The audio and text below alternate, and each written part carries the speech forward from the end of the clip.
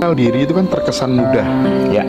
Karena sebenarnya kita sudah bersama diri kita sejak di dalam rahim sampai saat ini. Ya. Tapi kenyataannya memang sulit sekali.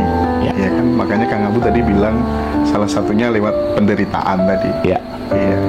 Dan pada saat yang jadi masalah sekarang gini kan, dalam rangka untuk mengenal diri yang sejati khususnya gitu, masyarakat gitu secara kolektif gitu dihadapkan dengan berbagai macam spiritual trap, ya kan, guru-guru spiritual yang memanfaatkan murid-muridnya. Jebakan Batman spiritual lah ya. Luar biasa. Iya. Lebih ngeri ketimbang religion sendiri. Iya kan. Ada yang apa tuh namanya, jualan retreat itu 2 hari bisa dapat 1 M dia. Ya kan, terus kemudian karena dia mengaku bahwa dirinya reinkarnasi dari tokoh-tokoh yang dianggap sebagai roh suci begitu di masa lalu begitu. Dan kemudian ada yang kamu nggak boleh belajar di tempat selainku gitu, kecuali orang itu lebih tercerahkan daripada aku. Bagaimana sih Kang fenomena ini kok bisa terjadi dan yang percaya kok juga nggak sedikit, dan itu orang-orang pinter juga pada percaya gitu, gimana tuh Kang? Ya, balik lagi kalau kita ngomongin struktur otak kita tuh hanya akan mengikuti sesuai dengan selera, itu nomor 1. Ya kan? Selera tuh nggak bisa dipaksa, Mas. Iya. Gitu.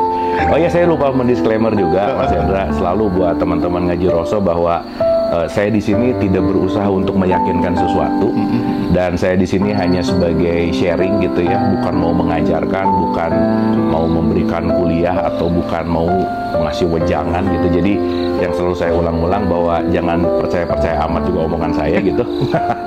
Karena poinnya adalah ini hanya ranah untuk bagaimana kita sama-sama bisa berkontemplasi gitu. Karena urusan percaya atau tidak nanti kembali kepada kesadarannya masing-masing gitu. Nah, saya kembali ke pertanyaan Mas Hendra tadi bahwa gini, kenapa sih kita bareng sama diri sejati dari lahir tapi susah banget untuk kembali kepada diri sejati?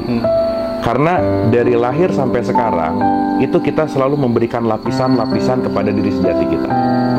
Nah, saya kasih contoh sederhana gini, Mas. Begitu lahir, lapisan pertama adalah kamar kita.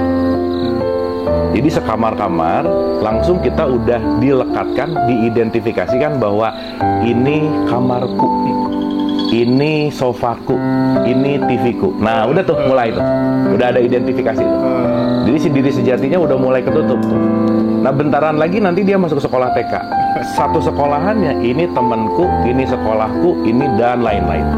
Masuk SMP lebih luas gitu. Nah, maka dengan perluasan kita selama hidup, semakin kita teridentifikasi dengan seluruh apapun di luar diri kita. Nah, pelan-pelan kita sangat sangat tersekat dengan sang diri sejati ini gitu. Makanya kan tanpa disadari ketika ada ku-nya nempel, itu akhirnya si diri sejatinya ketutup tuh. Nah, tertutup dalam bahasa Arab tercover atau kafir gitu. Jadi orang yang kafir itu adalah orang yang menutup jati diri dengan identitas gitu loh, Mas. Akhirnya identitasnya jadi penting banget gitu. Jadi ketika saya melekat kepada nama, maka ketika nama saya dijelekin, kok saya jadi sakit hati ya? Karena nama bukan saya. Mobil saya ketabrak, kok saya sakit hati ya? Padahal yang ketabrak mobilnya, kok saya yang nggak enak gitu.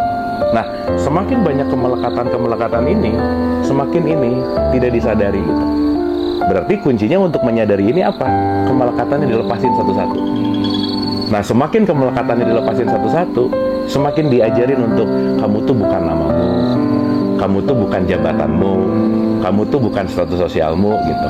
Nah, maka kenapa dalam tanda petik si penderitaan itu selalu menjadi jalan terbaik untuk menuju kepada diri sejati gitu. Itu sih, poinnya ada di situ.